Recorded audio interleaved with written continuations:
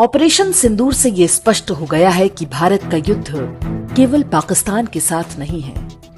वास्तव में ये भारत बनाम चीन प्लस तुर्की प्लस अमेरिकी डीप स्टेट प्लस भारत के आंतरिक शत्रुओं के बीच युद्ध है। पाकिस्तान मात्र सहायक की भूमिका में है। शत्रु की योजना भारत के साथ वही करने की थी जो यूक्रेन ने रूस के साथ किया है। यूक्रेन अमेरिका और तुर्की के समर्थन से ब्लैक सी में रूस के 40% नौसैनिक अड्डों को नष्ट कर चुका है। जो युद्ध रूस जैसी महाशक्ति के लिए 2-4 दिन का मामला लगता था, वो 3 साल से अधिक समय से जारी है। अब तक रूस के लगभग 70,000 सैनिक मारे जा चुके हैं। इससे भी कहीं अधिक सैनिक इस युद्ध में अत्यंत गंभीर रूप से घायल हुए हैं। अमेरिका, ब्रिटेन, तुर्की और नाटो के सदस्य इस युद्ध को पर्दे के पीछे से लड़ रहे हैं। पाकिस्तान ने भी उस युद्ध में अपना काफी हथियार और गोला बारूद भेजा। सामरिक रूप से देखा जाए तो रूस विजयी लगता है, लेकिन उसने इस युद्ध की जो कीमत चुकाई है वो बहुत अधिक है। रूस की पूरी युवा पीढ़ी खप रही है। उसके ही भाई समान देश यूक्रेन के लोगों को प्यादे की तरह प्रयोग किया जा रहा है।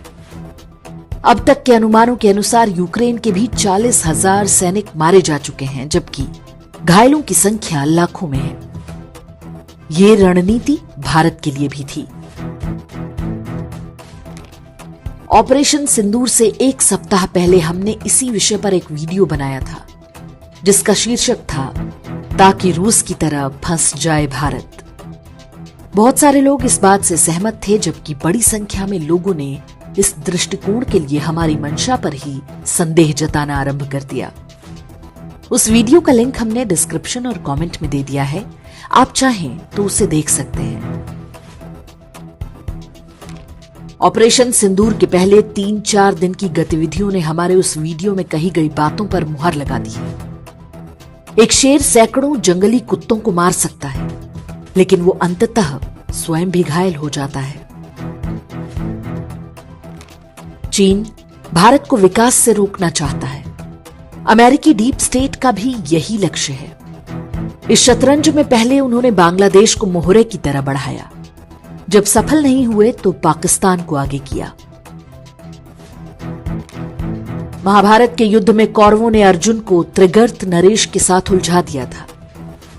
जयद्रथ ने भीम को अपने पीछे दौड़ा लिया। कौरव युधिष्ठिर को मारने की तैयारी में थे। कौरवों की वो रणनीति भले ही सफल नहीं हो पाई, लेकिन अभिमन्यु, घटोत्कच और द्रौपदी के सभी 5 पुत्र मारे गए।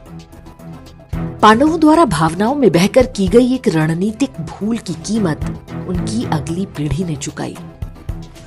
इतिहास भले ही पांडवों को विजयी मानता हो, लेकिन अपने पुत्रों को गंवाकर भला कौन विजय का उत्सव मना पाएगा।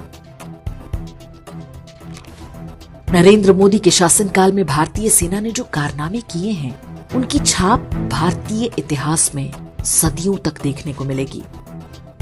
हमारे सैनिकों ने सतर्क शत्रु को भी बुरी तरह से छकाकर मात्र 3 दिन में उसके पूरे युद्ध तंत्र को तहस नहस कर दिया। इन वीरों को अपना आशीर्वाद दें। उन्होंने पूरे विश्व को विस्मय में डाल दिया है। उनके इस युद्ध कौशल ने हमें रूस की नियति को प्राप्त करने से बचा लिया। हम इजराइल की हालत में जाने से भी बच गए, जो आज तक हमास के आतंकवादियों से लड़ रहा है, जिसमें उसके हर प्रकार के संसाधन की क्षति हो रही है। हमने पाकिस्तान के प्रतिरोध को निष्प्रभावी बना दिया, इससे पहले कि चीन को कोई बहाना मिलता या बांग्लादेश पूर्वोत्तर में कोई षड्यंत्र करने पाता।